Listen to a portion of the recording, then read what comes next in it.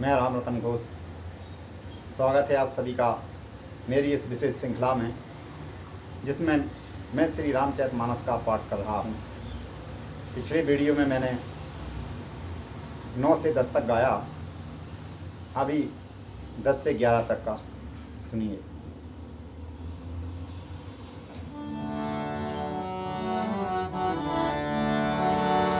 श्री गुरु चरण सरोज रज, श्री गुरु चरण सरोज रज, निज मन मुकुर सुधार। बरनहुँ रघुबर बिमल जस, जो नायक फलचार।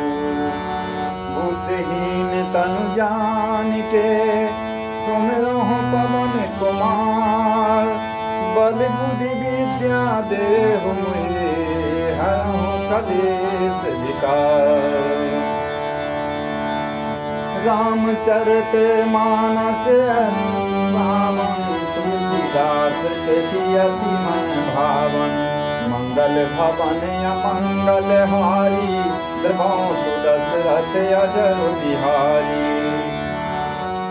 श्याम सुरभि पय बिसदयति, गुणद करहीं सब पान। गिरा ग्राम सिय राम जसे, सुगावहीं सुनहीं सुजान। सियावर रामचंद्र की जय, पवन सुत हनुमान की जय, उमापति महादेव की जय। रामचरित मानस अति पावन, तुलसीदास के अति मन भावन। मंगल भवन अमंगल हारी, द्रवहु सुदशरथ अजर बिहारी। कि मन मानिक मुक्ता छवि जैसी, वहीं गिरिरा गज सिर सोहि न तैसी। नत किरीट तरुणी तनु पाई, लहई सकल शोभा अधिकाई।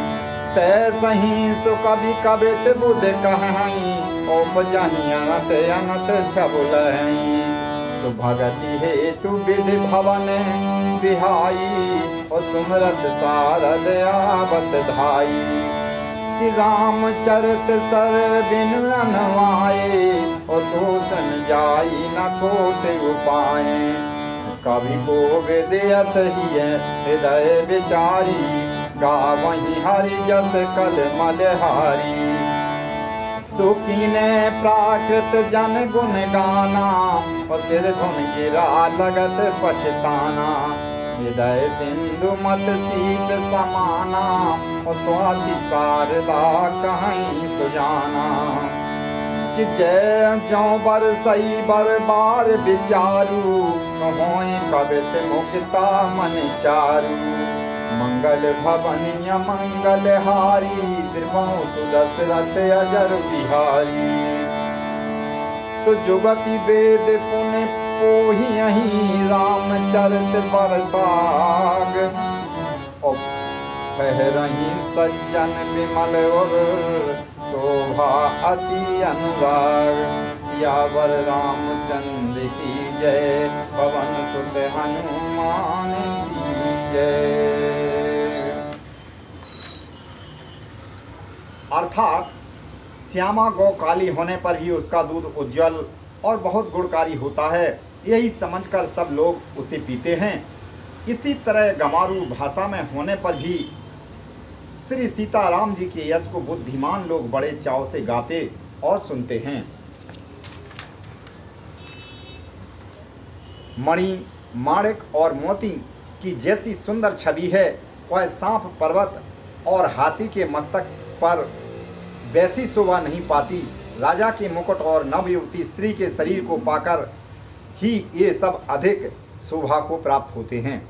इसी तरह बुद्धिमान लोग कहते हैं कि सुकवि कविता भी उत्पन्न और कहीं होती हैं, और शोभा अन्यंत कहीं पाती हैं।